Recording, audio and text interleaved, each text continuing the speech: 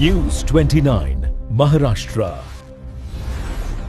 आंदोलन का 10वां दिन है और आज हम लोग जल सत्याग्रह का न्यूज 29 महाराष्ट्र, तुमच्या आवाजाची, तुमच्या हक्काची बातमी। आमची जमीन आमचा अधिकार केन बेतवा प्रकल्पाविरोधात आदिवासींची निर्देशने। मध्य प्रदेशातील छत्तरपूर जिल्ह्यात सध्या केन बेतवा लिंक प्रकल्पावरून मोठा वाद निर्माण झाला आहे।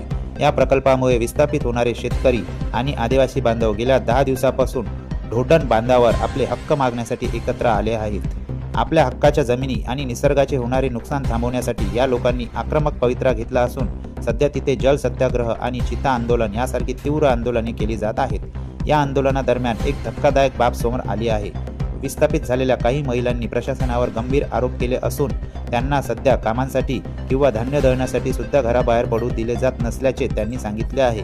आमची जमीन आमचा अधिकार अशा घोषणा देत हे लोक पाण्यात उभे राहून सरकारचा निषेध करीत आहेत।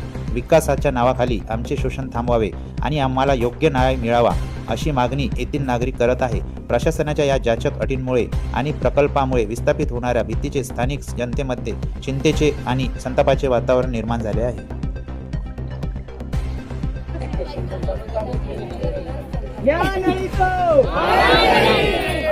अमित भाई संघर्ष करो,